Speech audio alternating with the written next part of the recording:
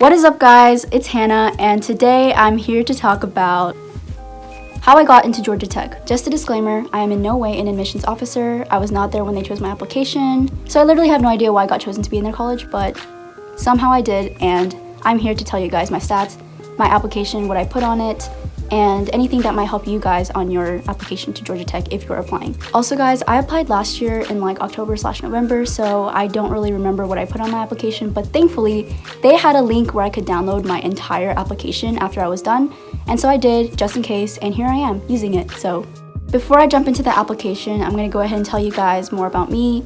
I am currently a biology major at Georgia Tech. I applied as a biochemistry major though, but I changed it because they had an option where you could literally just change your major without doing anything. Like, you didn't have to write any essays, you didn't have to fill any forms out, you just click, and you're another major. I just thought biology would be a really good fit for me because I really enjoyed biology in high school, and I'm not a big fan of chemistry. That stuff is hard. And I'm planning on going for medical in the future, so I thought that was a really good major to start off with. I am an in-state student, and the statistic for that is different from out-of-state. I believe it is easier for an in-state student to get into tech than an out-of-state student. And I also applied early action. The first thing they ask you on your application is basic information like your name, email, phone number. They also ask you about your language, and for that I put English and Korean because that was my first language. Next category is education, so you put your current or most recent secondary school, which is your high school. Next, I'm rolling into stats because it is popular belief that stats are like the most important thing on the application, but that is in no way true. The application is a holistic process from what I've heard a lot of times from like every college. They're looking at your stats, your extracurriculars, volunteer activities, and your essays, forming a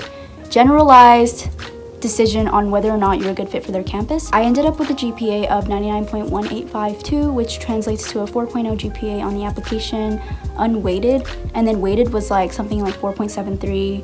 I'm not sure, I don't remember. I don't think I put it on this application. I remember going to the counselor several times to calculate that, and we weren't really sure how to calculate it actually. I don't think Georgia Tech asked for it, but I do know other colleges do ask for it, so just make sure to have that in hand. And I was also ranked number 3 in my class. Georgia Tech has this rule where they can automatically accept valedictorians and salutatorians into their school, and I was kind of sad because I was like so close, yet not there. So as for standardized testing, I took the SAT 3 times and the ACT 3 times. That was a lot of work, guys. I'm just telling you now, please start early. If you haven't started like applying to colleges yet, like you're still junior or something, please start your standardized tests early because you want to get a chance to maximize your score by having enough time to study, enough time to take them, because trust me, I've been there. Trying to take all these tests the fall that you're trying to apply to colleges is a headache. Save yourself if you're a junior or lower, and just do your tests early, okay? I personally didn't have much luck in taking the SAT. The best score I got was the last time I took it, which was in October of 2018, and I got a 1380, but I applied to tech with the previous test, which was a 1320, a 630 on the evidence-based reading and writing, and a 690 on the math. I also did the essay, and I got a score of 16 on that. The reason why I did it with the second test was because the application was due in October, and I literally took my last test in October, so I could not send that score, obviously. My highest score on the ACT was on my second attempt, in which I got a 33, and my sub scores for that were 35 in English, 35 in reading, 34 in science, and a whopping 29 in math. I think I read somewhere online that you had to have a really good math and science sub score to get into Georgia Tech, and that is clearly not at all true because I got a really bad math sub score, but I still got into tech. There's your proof, guys. Myth busted. I also didn't take any SAT subject tests. Next thing on the list is AP score. So I took a total of 9 AP classes. Freshman year, I took world history, sophomore year, US history, junior year, government, calculus, and chemistry, and senior year, Lang, computer science, statistics, and macroeconomics. No, you do not have to have stellar scores on the APs to get into Georgia Tech, and I am literal, living, and walking proof of this. I'm just gonna go ahead and tell you guys what I got for each of these beautiful AP exams. AP World, I got a 2, US History 4, Calculus 4, Chemistry 3, Government 3, and I didn't give Georgia Tech my scores for senior year because obviously I didn't have them when I was applying, but I did get 4s on AP Lang and computer science, 5 on statistics, and a 3 on macroeconomics. There you go. They're not amazing scores. I didn't get 4s and 5s on every AP exam.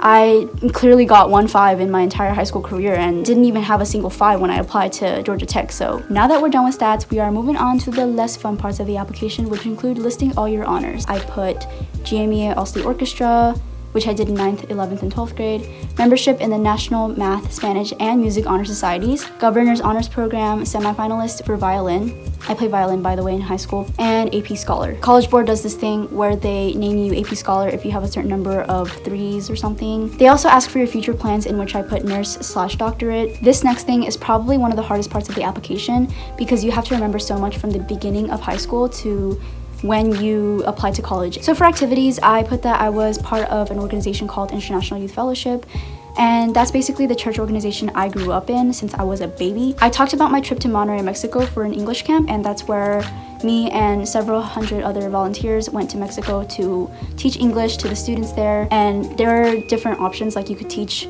high school students or middle school students, and I taught middle school students. So that was a really good experience, and that lasted for about 2 weeks. I also talked a lot about my contributions with music. Like I said, I played violin in high school, and I used that skill to perform for nursing homes, senior citizen homes, and also like perform at scoliosis benefit concerts for like Tri-M, which is a music honor society at my school. I was also concertmaster of my school several years, and I talked about how I led sectionals, provided fingerings and bowings for first and second violins. I would also volunteer at my local youth orchestra, which on my application I said I helped young musicians learn constructive rehearsal and performance habits, fostering an enriching orchestral experience at their early ages. I listed each honor society I was a part of in high school and the officer positions I had if I did, and so that included the National Honor Society, in which I was the vice president 1 year, Spanish Honor Society, Vice President, Math Honor Society, aka Mu Alpha Theta, in which I was the secretary, and Tri-M Music Honor Society. Other clubs and memberships that I had were National Beta Club, Key Club, Science Bowl, International Club, aka ICEO, Math Team, and Armstrong Youth Orchestra. And as for officer positions for that, I was the treasurer of International Club. Okay, so now we're gonna move on to essays. And as for essays, there are 3 that I had to write for Georgia Tech, and that included the Common App essay. So basically in Common App, you know how you put all your basic information and stuff like that? You also have to write one essay, which is like universal to like all the colleges that use Common App. So I chose the lessons we take from obstacles we encounter can be fundamental to later success. Recount a time when you faced a challenge, setback, or failure. How did it affect you, and what did you learn from the experience? For this essay, I talked about music. I started playing violin when I was about 12 years old. I wanted to be part of this like really prestigious orchestra. It was called the Texas All-Region Orchestra. It was basically the Texas middle school version of All-State in Georgia. You audition for it, and if you get in, you're able to play with all these people that got in and do rehearsals for a few nights and play a concert on that weekend. So I really wanted to be part of that program, even though I didn't have a private teacher back then because of like our financial situation and all that stuff. So I just talked about my difficulties when I was going through that and how like everybody else had a private teacher. I was just really worried that I wouldn't be able to make it in the program, but I somehow found the internet, you know, magical thing that was right there, and how I saw videos, articles, just any resource that helped me learn more about how to play my instrument and how to use techniques and skills and all that stuff. So I took all that and practiced, and I auditioned for the program. I ended up finding out that I made first violin, 5th chair, without a private teacher, which was like the most exhilarating experience. What I said at the end was, this experience was critical to my discovery that as an independent individual, I truly had the ability to achieve anything I wanted. The cliche, overused statement suddenly became a powerful motto in my life, motivating me to continue to strive for success in areas that at first seemed far beyond my reach. The next 2 essays I wrote were tech-specific. So the first topic was, why do you want to study your chosen major at Georgia Tech, and how do you think Georgia Tech will prepare you to pursue opportunities in that field after graduation? And for that one, I just talked about what I was excited or looking forward to. Courses such as quantitative analysis and analytical chemistry for a firm grasp of basic techniques utilized in the sciences, blah, blah, blah. I just looked up what Georgia Tech had to offer for my specific major. So there were like foreign exchange opportunities, study abroad opportunities, and I just talked about how I was excited to do this in a certain year. And yeah, as long as you show that you're genuinely interested and that you actually put in the time to research, I think you're good with that. And for the second essay, I chose, in your application review, we want to get to know you better. One way to do that is to understand a typical day for you. Describe your typical day. I was so stuck on this one because I wasn't sure how I was going to describe my typical day, how to make it sound interesting, because my life wasn't really that interesting. But I just put my entire schedule for like a typical school day. I'll just give you an example by reading like the first few sentences. Every morning at 6:35 a.m., I wake up to the clanging sound of pans and utensils from the kitchen. My mother is usually up early to pack us her prided meat sandwich recipe for lunch. After I get ready, nothing beats the savory taste of my favorite breakfast cereal, Cocoa Puffs, not my favorite anymore, paired with refreshing almond milk.